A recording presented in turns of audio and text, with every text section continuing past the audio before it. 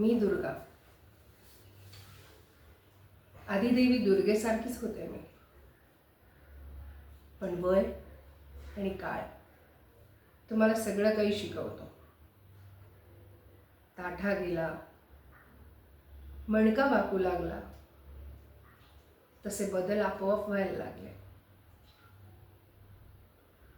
माझी थोरली सवत कृष्णामाई सांगायची, तेव्हा वळत नव्हतं, पण जसजशी पन्नाशी उलटू लागली ना, तेव्हा समजू लागलं. आता पाण्याचा लोंढा आला की लवाळ्यावानी खाली वागते, दबाव हटला की पुन्हा उभी राहते. वय वाढत गेलं तसं माराटोकीचाही भय उडावत गेला. माणूस कोडगा होत जातो ना, तसंच काहीतरी. घटकाभर रडू येईल ना, मग रडू द्यायचं, मोकळं व्हायचं. डोळ्यात आणि मनात काहीही शिल्लक ठेवायचं नाही. मकईच्या कणसाला मूल देतील तेवढं सुद्धा आमचे यजमान 2 पायांवर उभ्या असलेल्या बाई माणसाला देत नाहीत. मग उत्साहानं जगणं तरी कसं होईल? जीव देण्याची हिंमत नाही म्हणून जगत राहायचं. जातोय तो क्षण आपला म्हणायचा. उद्याचं कोणी पाहिलंय? माझ्या मागे या नराधमाने 3रं लग्न केलं. यामिनी, पांढरी पाल. पांढरी पाल कसली हडळ आहे ती, हडळ. बघा तेव्हा आपलं भुवया आणि मान कायम वरच असते.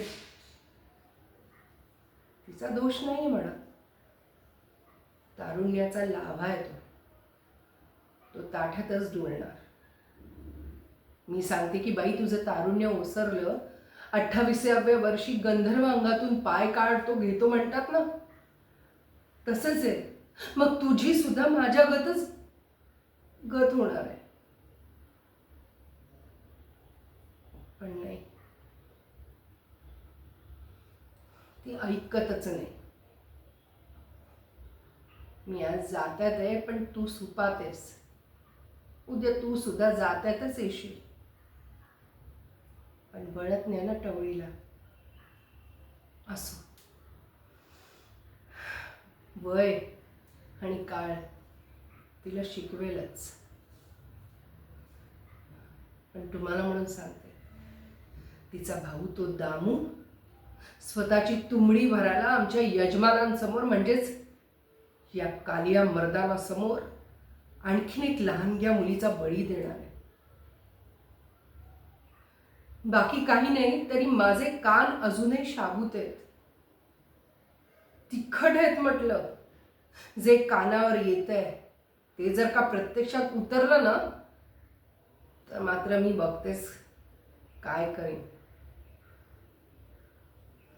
वाघ म्हटलं तरी खातो आणि वाघ्या म्हटलं तरी खातोच. पण आणखी एका जीवाचं नुकसान नाही होऊ देणार मी. कदाचित मला जिवंत ठेवण्यामागे देवाचं हेच प्रयोजन असेल.